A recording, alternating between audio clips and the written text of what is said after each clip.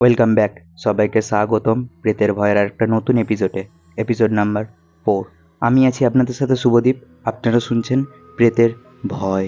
হয়তো পেতেই হবে। ধূমপান স্বাস্থ্যের জন্য ক্ষতিকর। Smoking is injurious to health. এই ছোট অডিও সিনেমাটির গল্পটি সম্পূর্ণরূপে কাল্পনিক। এর কোনো চরিত্র, ঘটনা বা স্থান বাস্তব জীবনের সাথে মিলে গেলে তা নিতান্তই কাকতালীয়। এই গল্পটির উদ্দেশ্য কোনো ব্যক্তি, সম্প্রদায় বা পেশাকে অসম্মান করা নয়। এই ডিসক্লেইমারটি শোনার জন্য ধন্যবাদ। আমরা আশা করি আপনি এই ছোট অডিও সিনেমাটি উপভোগ করবেন। সময়টা ছিল বর্ষা বাদলের একটি রাতের। শ্যামলডোম আর তার অ্যাসিস্ট্যান্ট সোমনাথ হাঁড়িতে ভাত বসিয়ে চৌকিতে বসে তাস খেলছে। তাস খেলার মাঝখানে সোমনাথ বলে ওঠে, ওস্তাদ, সপ্তাহখানেক তো কোনো কাজবাজ কিছু নেই, কি হবে তা কে জানে। তখন শ্যামল বলল, তা লাশ যদি না আসে তা আমরা কি করব? আমরা কি এবার মানুষ খুন করতে যাব? তখন সোমনাথ বলে ওঠে, ও কি কও ওস্তাদ, আমি তো এমনি বললাম, কদিন কাজবাজ নাই তাই বললাম আর কি। শ্যামল তখন বলে, ঠিক আছে, বাদ দে ওইসব, দেখ ভাতটা কতটা হয়েছে, এখন খিদেও লেগেছে তেমনি। সোমনাথ বলল, আচ্ছা দেখছি খানে ভাত কতটা ফুটেছে। ওদের কথার মধ্যে শ্যামলের ফোন আসে। আমাদের এই রানীপুর থানা থেকে ফোন এসছে, ফোন করেছে দাসবাবু। শ্যামল তখন বলে উঠল, দেখ রে সোমনাথ, কাজের কথা বলছিলিস না, থানা থেকে ফোন চলে এসেছে, নিশ্চয়ই কোনো লাশ এসেছে, আবার কাটাছেঁড়া করতে হবে। চ খেয়ে দে রেডি হয়ে নে, দেখি আমি কথা বলে কি বলে। বলে শ্যামল ফোনটা ধরলো। ফোনটা ধরে শ্যামল বলল, বেন্নাময় বাবু। ফোনের ওপাশ থেকে দাসবাবু বলল, কিরে শ্যামল, কাজবাজ কিরকম চলছে তোর? এবার থেকে শ্যামল, আর কাজবাজ, সপ্তাহখানেক ধরে শুধু মাছি মারছি।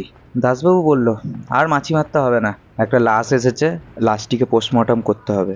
সময় আছে তোর কাছে নাকি অন্য ডোম দেখবো? শ্যামল তখন বলে, ও কি বলেন বাবু, ফোন না করতে করতে অন্য ডোমের কথা? লাশ নিয়ে চলে আসুন, আমি পোস্টমর্টম করব। দাসবাবু আর কিছু না বলে ঠিক আছে বলে ফোনটা কেটে দিল।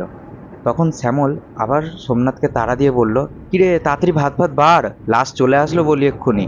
সোমনাথ রান্নাঘর থেকেও বলল, এই তো ওস্তাদ, ভাতটা বেড়ে রেডি হয়ে বসে আছি, আপনি আসুন একসাথে খাবো।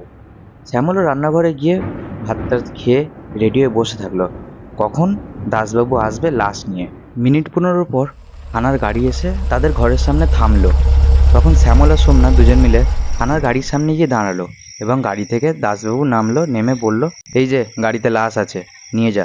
শ্যামল আর সোমনাথ দুজন মিলে হাত লাগিয়ে লাশটাকে নামালো গাড়ি থেকে। শ্যামলের থাকার ঘরের থেকে 15-20 পা হাঁটলেই সেই লাশ কাটার ঘর। সেখানে শ্যামল আর সোমনাথ দুজন মিলে লাশটিকে নিয়ে গেল। লাশটিকে কালো একটি মজবুত প্লাস্টিকের মধ্যে নিয়ে আসা হয়েছিল এবং তারা সেই লাশটিকে নিয়ে গিয়ে রাখলো সেই পোস্টমর্টম করার টেবিলটার উপরে। তারপর তারা দুজন সেই ঘর থেকে বেরিয়ে থানার গাড়ির সামনে গিয়ে দাঁড়ালো। দাঁড়িয়ে শ্যামল বলল, তা লাশটা কখন লাগবে? দাসবাবু বলল, কালকে ভোরের মধ্যেই লাগবে, যত তাড়াতাড়ি সম্ভব তুই কাজ কর। শ্যামল বলল তখন, ঠিক আছে, হয়ে যাবে, কোনো অসুবিধা হবে না, কিন্তু একটু দেখবেন টাকা পয়সাটা একটু বেশি দিলে ভালো হয়, দেখছেন তো অনেকদিন কাজ কাম কিছু নেই। তখন দাসবাবু বলল, টাকা পয়সা নিয়ে কোনো চিন্তা করিস না, ঠিকঠাকই টাকা পয়সা দেওয়া হবে তোকে। শ্যামল তখন একটা বিড়ি ধরিয়ে সোমনাথকে বলল, চ রে সোমনাথ, কাজটা লেগে পড়ি চ। সোমনাথও তখন বলে, হ্যাঁ চলেন ওস্তাদ চলেন। শ্যামল আর সোমনাথ দুজন মিলে রওনা দিল সেই লাশ কাটার ঘরের উদ্দেশ্যে। সেখানে গিয়ে লাশটিকে সেই কালো প্লাস্টিক থেকে বার করে। সোমনাথ লাশটিকে দেখে ভয় পেয়ে বলে ওঠে, ওস্তাদ, লাশটির মাথাটা দেখেন কি বাজেভাবে থেঁতলে গেছে।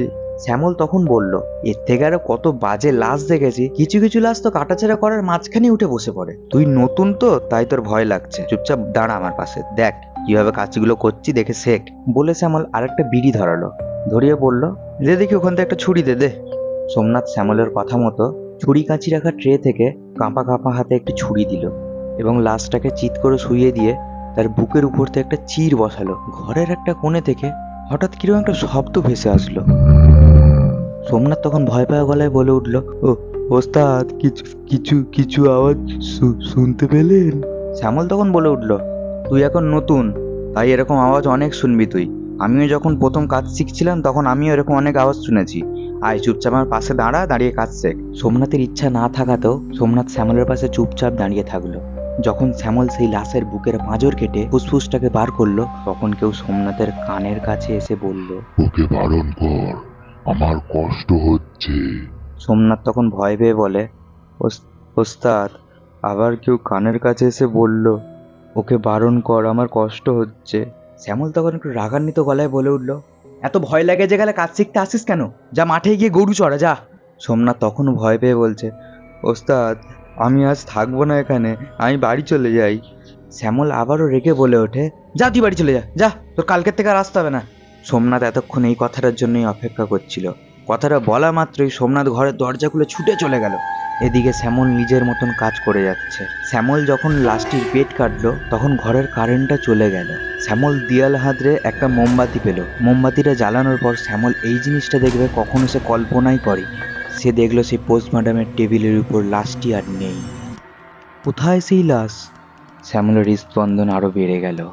ভয়তে সে এক জায়গাতে চুপচাপ দাঁড়িয়ে থাকলো এবং সে ভাবছে, আমার সাথে তো এরকম জিনিস কখনো হয়নি, তাহলে আজকের কি হচ্ছে আমার সাথে? আমার সাথে অনেক রকম ভৌতিক জিনিস হয়েছে, কিন্তু এরকম লাশ তো কখনো উধাও হয়ে যায়নি। হঠাৎ তার পায়ে কিছু একটা ঠান্ডা ছোঁয়া লাগে। সে নিচের দিকে তাকাতে দেখে লাশটি নিচে পড়ে আছে। লাশটি নিচে আসলো কি করে? কারেন্ট চলে যাওয়ার আগেই তো আমি লাশটিকে উপরে রেখে কাটছিলাম। লাশটির পেটে থেকে নাড়ি ভুঁড়ি সব বেরিয়ে মেঝের মধ্যে ছড়িয়ে আছে এবং ঘরের মধ্যে একটা কান্নার আওয়াজ প্রতিধ্বনি হয়ে ভাসছে। শ্যামল এই জিনিসটাতে এতটা ভয় পেয়েছে যে শ্যামল কাঁপা কাঁপা গলাতে বলল, কে কে আছে ওখানে? শ্যামলের মনে হলো তার ঘাড়ের কাছে কেউ মুখ নিয়ে এসে বলল, আমাকে ঠিক করে রাখ, আমার কষ্ট হচ্ছে খুব, যেরকম ছিলাম আমি সেরকম করে রাখ আমাকে। এই কথাটা শোনার পর মনে হলো শ্যামলের পা আর মুখটাকে কেউ চেপে ধরে আছে। শ্যামল কোনো কথা বলতে পারছে না। শ্যামল অচেতন হয়ে মেঝেতে লুটিয়ে পড়ল। দরজার ঠকঠকে আওয়াজে শ্যামলের জ্ঞান ফিরল। শ্যামল ভয় পেয়ে ছুটে গিয়ে দরজাটা খুলে দিল। দেখলো সামনে দাসবাবু দাঁড়িয়ে। দাসবাবু বলল, কিরে কাজ হয়েছে? দে ঝপঝপ গাড়িতে লাশটা তুলে দে দেখি। শ্যামল ভয় জড়ানোর কথায় বলল, না বাবু, এখনো তো কাজ তো পুরো কমপ্লিট হয়নি। দাসবাবু এবার একটু রেগে গিয়ে বলল, কটা বাজে? 8টা বাজে, তোকে বলেছিলাম ভোরের দিকে লাশ লাগবে, কি করছিলিস এতক্ষণ? শ্যামল আবারও বলে উঠল, বাবু কালকে রাত্রে না লাশটা কাটার সময় আমার এই ঘরের কারেন্টটা চলে যায়। আমি মোমবাতি জ্বালিয়েছি, তারপরে লাশটাকে আর দেখতে পাইনি কোথাও।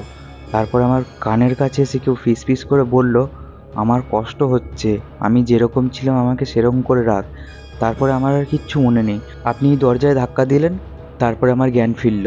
দাসবাবু তখন বলল, আমি অত কোনো কথা শুনতে চাই না, যেখান থেকে যেভাবে পারিস লাশটাকে ঠিকঠাক করে গাড়িতে তুলে দিবি। শ্যামলের বেশি কোনো কথা না বলে সোজা সেই লাশ কাটার ঘরের ভিতরে আবার ঢুকলো।